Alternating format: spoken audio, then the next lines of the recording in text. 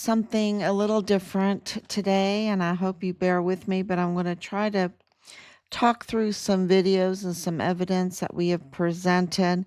And I wanted to start off with what I talked about yesterday with Candace Owens. Her, not today's live stream, but yesterday's.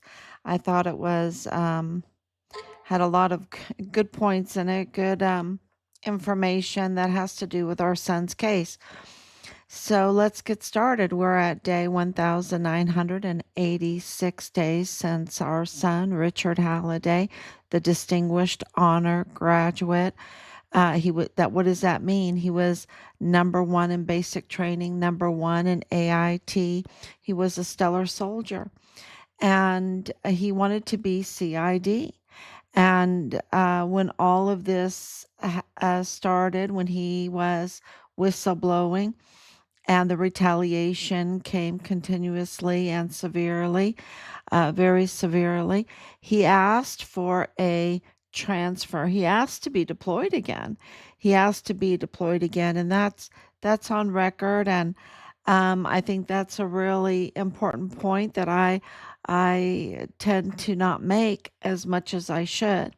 So he was under whistleblower protection, and he um, told me, told our family that he feared for his life. And he was very isolated. And, it was all the COVID stuff too, in 2020. And I didn't quite understand everything at the time like I do now. But they were retaliating against him, and he asked for a transfer. He asked to be deployed again somewhere. Um, and of course, they wanted to keep him close because they wanted to take his life. He was too much of a risk. If it was just the trafficking that he was reporting on, then I think that they would have let him go. But because he knew, because his unit is connected to the Walmart mass shooting, because he knew information connecting the Fort Bliss, the military on Fort Bliss, to the Walmart mass shooting. And he was reporting that. They then doxed his name. We know this from the assistant special agent Connell Wetton in the FBI office there, field office there in El Paso, that he's the one that um, leaked Richard's identity to the cartel. The next thing you know, uh, El Mayo's lawyer, El Mayo Zampata, the billionaire narco cartel leader, sent his lawyer to Richard for counterintelligence to see what he knew. And soon after that, Richard's life was taken. So he uh, and that puts together how they forcibly removed him from his room, right? Because the prime suspect is his platoon leader, Dallas Hart, and very connected to the cartel, very connected to how do we know that? Because of Nadal Bayim, his connections with Bradford Bugado, who was a lieutenant colonel in the G3 of the 32nd ADCOM, Richard's command. Um, all of these connections we've filed. And of course, Tavita Nusa being in the CID, now he's not anymore. His credentials were terminated. His badge was revoked.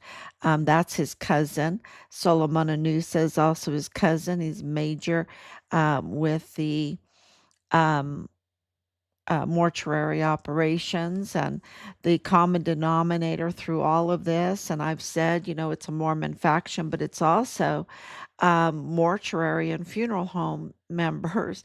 So this was a funeral home and mortuary affairs, Mormon faction, cartel, fraud scheme, criminal trafficking, you named it. And they did it through the funeral home industry that were they were transnational. They had their funeral homes in El Paso. They were allowed to operate in El Paso and also on the Mexican side. And so they could cross easily. They had, of course, Delia Briones in the county clerk's office. She's proven to have tampered with records. We've proven that. We've filed that information. Of course, this is why they could forcibly remove him, take him to a soundproof room, which was the arms room in the same building, in the basement. And we put up the pictures and the video of that. And I probably should do something like that. What I'm doing right now, with the arms room, because it's really important. And that was a God-given gift. Really, it's just amazing how all of this evidence has come to us. God's hand has been on all of this, and we're very grateful for it.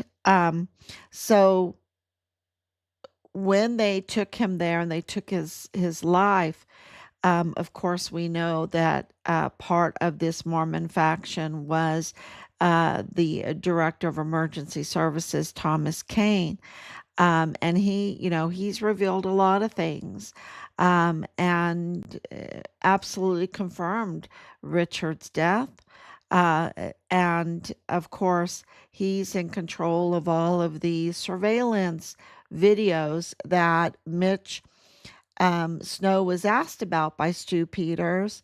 They know who did this to Richard because there's so many surveillance videos everywhere.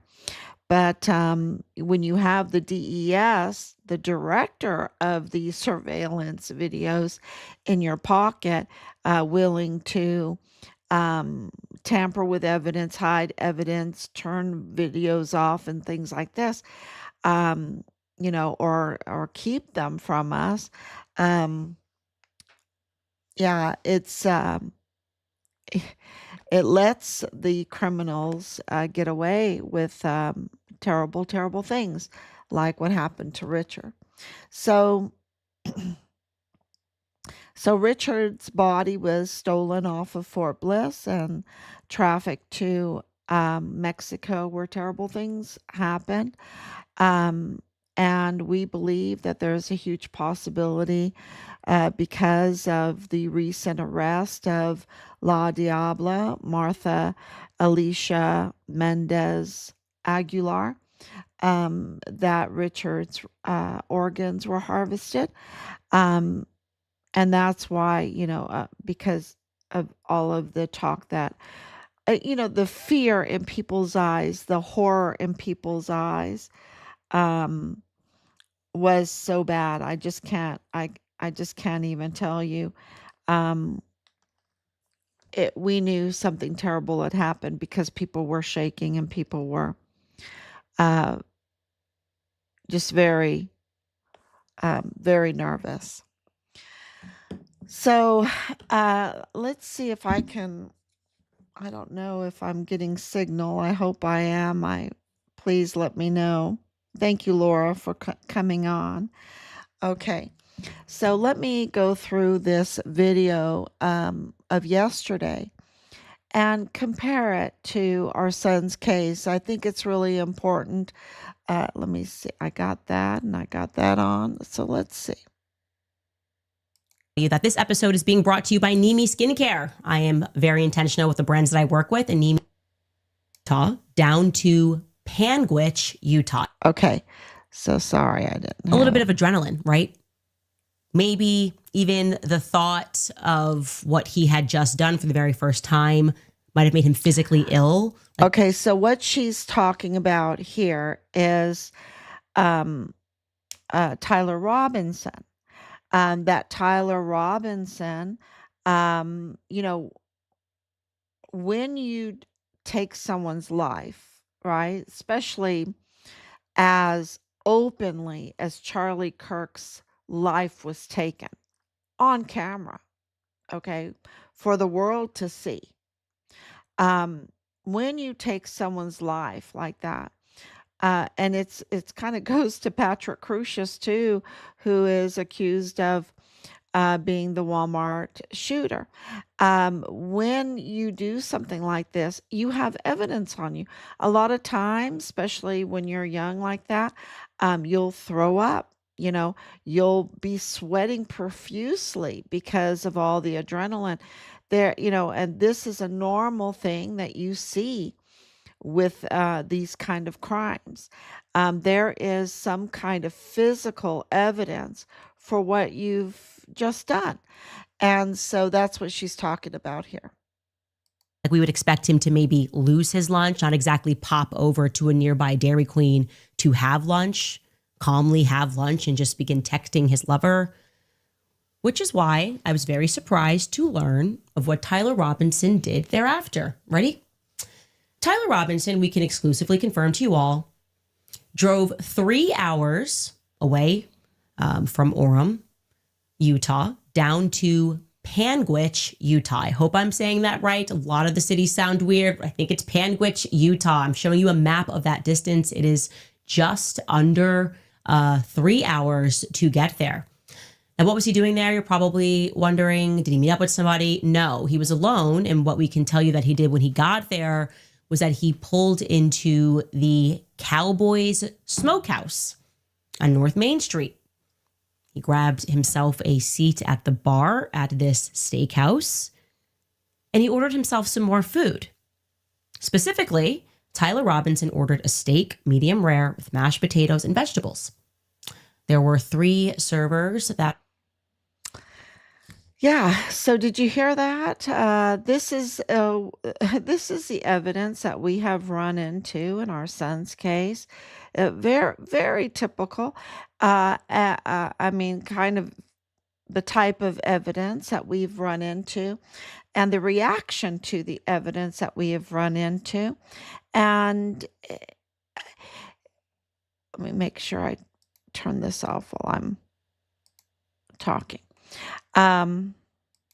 Let's see. I'm going to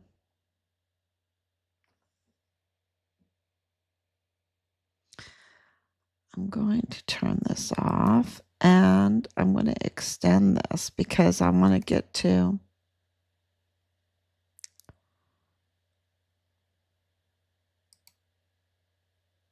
this part too. Okay. Sorry. Okay, I hope that works. But I wanted to really, here is Tyler Robinson. Look what he is accused of doing. Everybody that has kept up with this case, where he gets up on the roof, he's changing clothes on the roof, he's taking apart the rifle, he's putting together the rifle, he's putting the rifle in his pants, and then he's going down, and then he's dropping it off in the woods area, and then, and then he goes to a Dairy Queen and gets an ice cream, and then he drives 3 hours, and he goes to a steakhouse, and he orders a steak and potatoes and vegetables, and pays with a credit card, right? And this is how Candace got this information. And he paid with a credit card, so she knows exactly who he is and what he ate. And this is the point that I want to make, that she makes, that the feds, that the investigators never went down there. Never went down there. Remember with, if you've been keeping up with our case, Danae Katzen, they never And until we just nagged them to death, they never interviewed her, right? And she turns out to be part of them, part of the cartel. Of course they don't want to interview her because they know exactly who she is and what she's doing, right? And now she is a most wanted fugitive, right? For like the fourth time. Um, and married to Jonathan Ambrose, and all part of this funeral fraud, insurance fraud, mortuary, LLC for money laundering, credit card fraud. All of that is incorporated in this group of people, getting the Walmart mass shooting funds distributed to you illegally, right? So that's like a payout. Um, so that was very,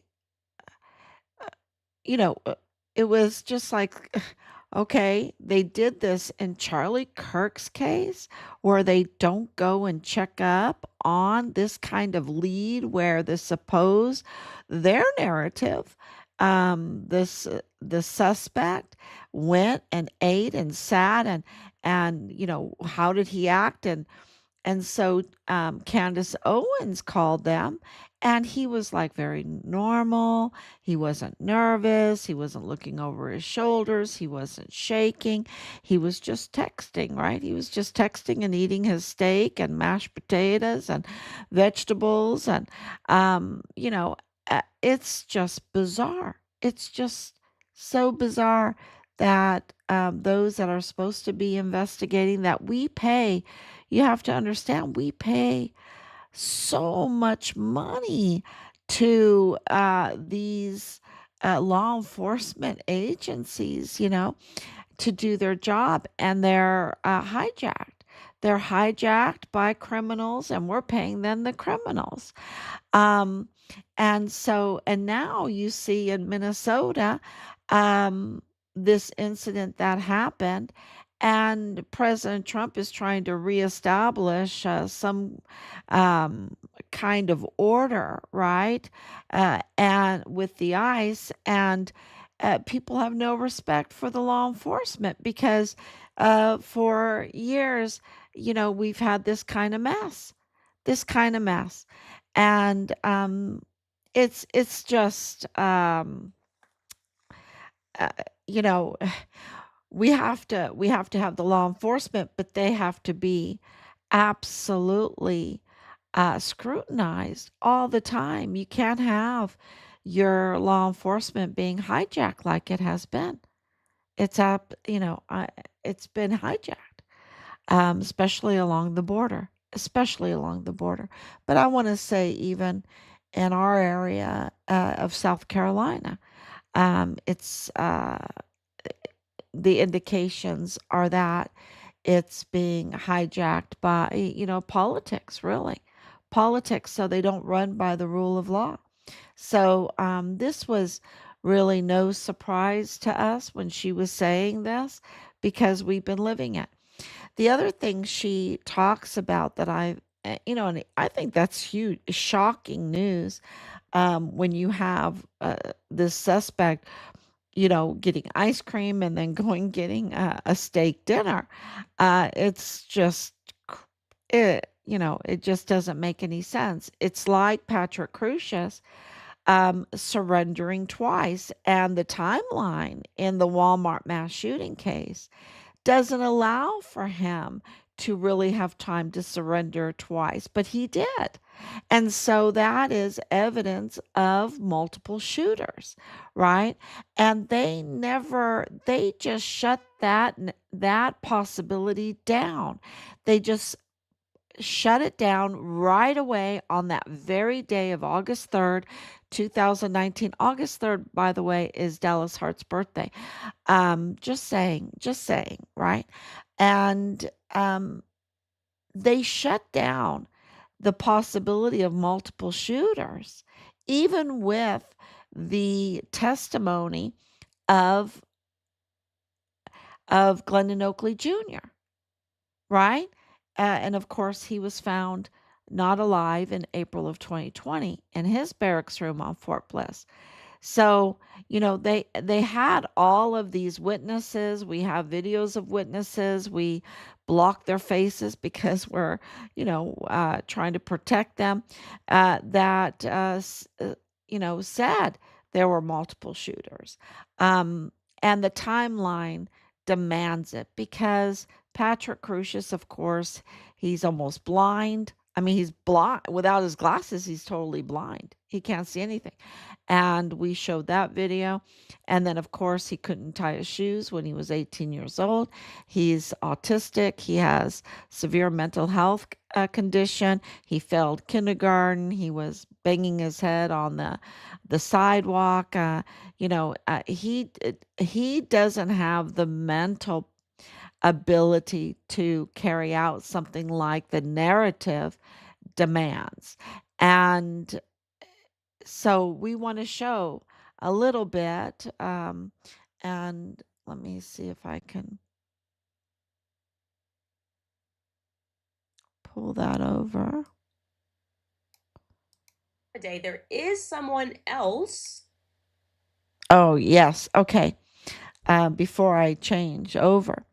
Um, so Candace Owens goes on and on about the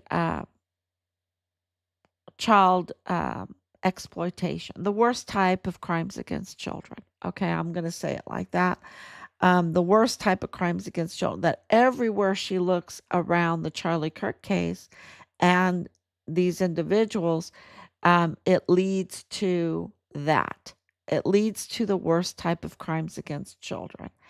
And we know that in our son's case, he was reporting to CPS of the worst type of crimes against children. We know we have the affidavit from Leilani Hart, who is a prime suspect in our son's case, who confesses in a notarized affidavit to the worst type of crimes against children, pornography, and also facilitating the worst type of crimes against children, not reporting the worst type of crimes against children, and also the illegal the possession of unregistered illegal firearms, uh, and also that she has an immigration issue, that she has an immigration issue. And so, and she has multiple names and everything like that. This is Dallas Hart's mother. So, I didn't tell her to say that. I didn't tell her to say that. No one told her to say that. She submitted that affidavit. She had it. No, we talked to the notary. Uh, she had that notarized. She filed that confession. I didn't tell her to say that. I didn't know who she was at the time. So she and when did she do it? July 2020. The same, absolutely the same time that Richard's life was taken. And uh,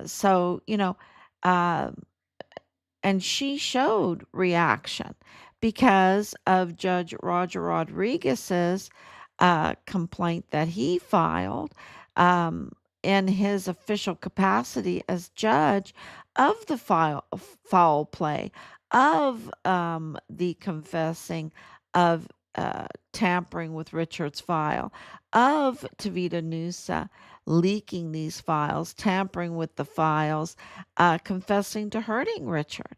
Um, and all of that is in his official whistleblower complaint.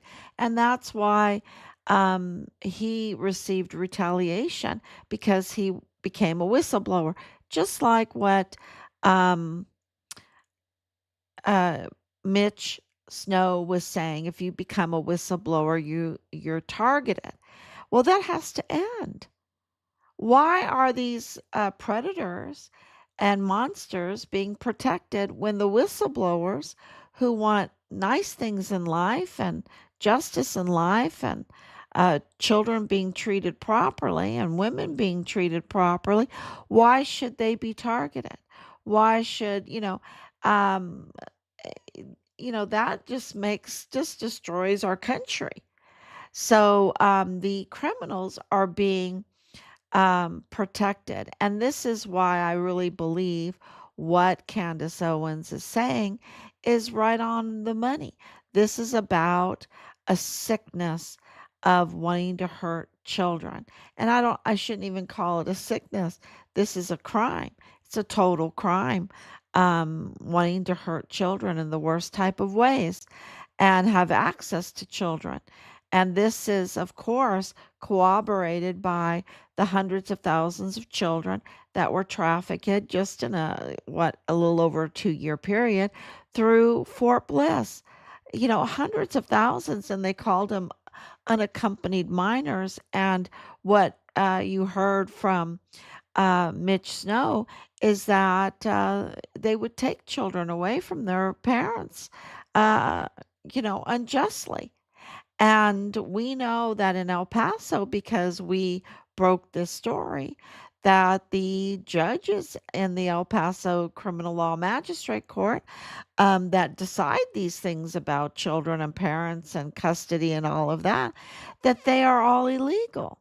That these judges are all illegal, that they are appointed. Why are they appointed? This is since 2015, this um, judicial court has full a countywide jurisdiction. And with that, the Texas Constitution says that those judges have to be elected, right? There has to be scrutiny with that kind of power. And so, how many of these children were unjustly taken away from their parents, from their family members, right? That is, and led to being abused the worst type of way. What Candace Owens is describing by Fordsham,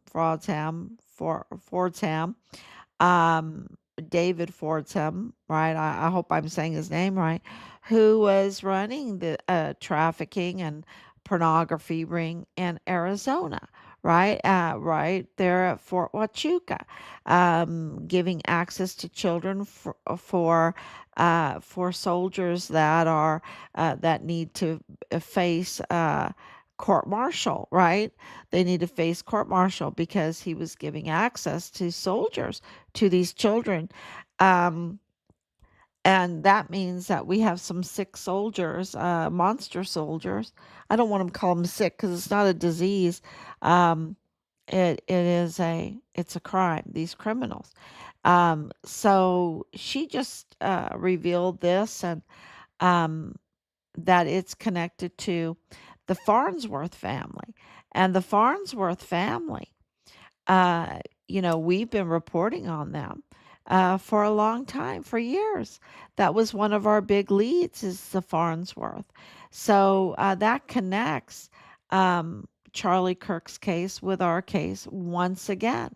That's another point that connects the Farnsworth uh, lead connection. And in Charlie's case, the guy, well, in many ways, but the guy that Terrell Farnsworth, who took the SD card out of the camera, right, and tampered with the crime scene. And that's another point. Richard's crime scene was tampered with. Major General James Eisenhower gave an unlawful order to have the crime scene totally renovated, without any expense spared, without any normal protocol for bids um, and contractors and things like that. He absolutely, and that was confirmed to us by DES Thomas Kane, right? This illegal order of the renovation of the crime scene, which is tampering of the crime scene. And we also know that the Walmart mass shooting crime scene was also tampered with. And I have video to prove that it was tampered with, and I'm going to show it to you. I'll show it to you right now. Let's see if I can extend this out so I can get to it.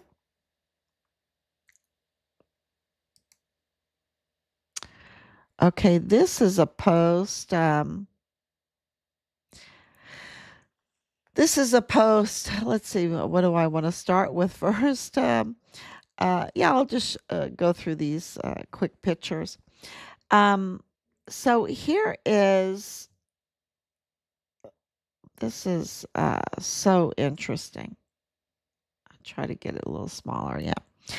Um, so this is very interesting. This is, and I don't know if I can expand it much. Let's see. Oh yeah, I can. Okay, good. Okay, here we go.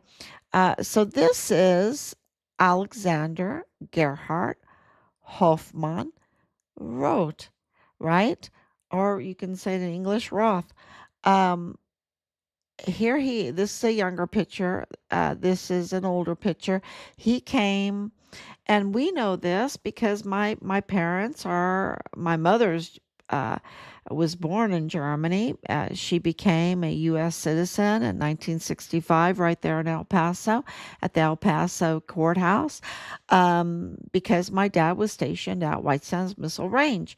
My dad was born in the United States, but his parents are German heritage.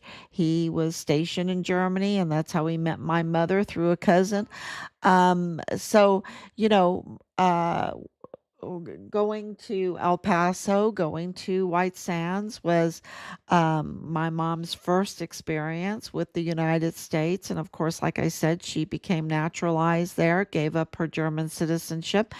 But she also joined the German American Club there because there were German scientists, German Air Force, um, after World War II that were brought to White Sands Missile Range, brought to Fort Bliss. And they just left just a couple years ago. They've been there for decades, decades, and decades. And Alexander Gerhard Hofmann wrote was one of those Germans that came over. And my mom has a lot of memories about the German American Club. So we knew that the Germans were there in El Paso for a long time. And you'll see a lot of German names mixed with some of these cartel names and everything because of this this fact. And this is his body um, right here at the west entrance, coming into the west entrance of the Walmart on that day. Okay, I blacked it out. I just put his face there because it's pretty gruesome. And right here, you see a shadow with a baby. This is a baby here, and you'll see it in the video I'll show you. But this is the entrance, right? This is right after the shooting occurred. And the narrative is that this was white supremacists. Well, against Mexicans. Well, you know, Alexander Gerhard Hofmann, he's German. He's German. He's not Mexican. Okay. He's not Hispanic. And this was a targeted hit. This was a targeted hit. He was missing half his head. Okay. Um, Absolutely targeted hit. Professional hit. Okay. Not something that someone like a Patsy could do. And this is the entrance. And you will see this guy here. They're just walking around. They're walking over um, the crime scene all over the place. And this guy has just run down this hall carrying this baby, running out, and no one stopped him, even though there was a cop there. There was a cop that came, police. They did not secure the crime scene for over 2 days, y'all.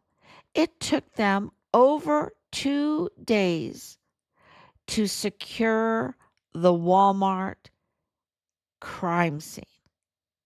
And we know for a fact that Jaime Esparza, the DA, walked this crime scene, right, before it was secured. This is so criminal, this tampering.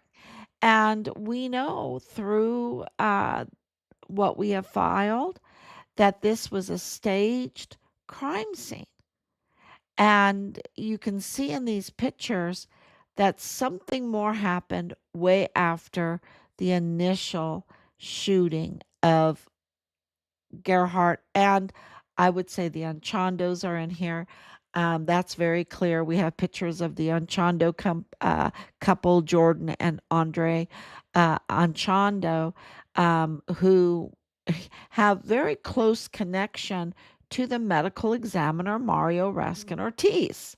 Okay, who's a cartel guy, who's illegally in this country, who's illegally in that position, getting paid about $500,000 a year of taxpayers' money, and he is unqualified and illegally in this country. Okay, and cartel, absolutely cartel ties with the funeral home, mortuary affairs people, this whole fraud stuff, right? So, why they targeted on Chandos, I don't know. I don't know if were going to talk about what they knew, because of course President Trump was the president at the time, and they were under immense pressure because of all of the investigations that he was doing, and the arrests, the warrants for arrests at the time. And so, just a lot was going on. So I don't know. I don't know. That would all need to be investigated. I can only speculate, right? And, um, I, I don't like to call it speculate. I like to call it theorizing, criminally creating a theory, right? Creating a crime theory. And I think that any good investigator does that. So, yeah. So let's go to the next one. Okay, did I get that one? Oh yeah, this is really a good one too. Um,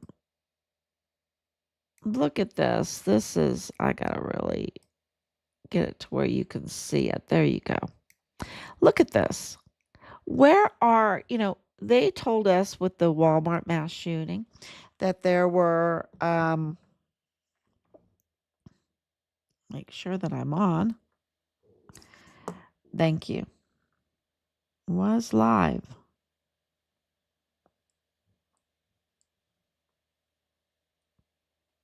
Why does it say that?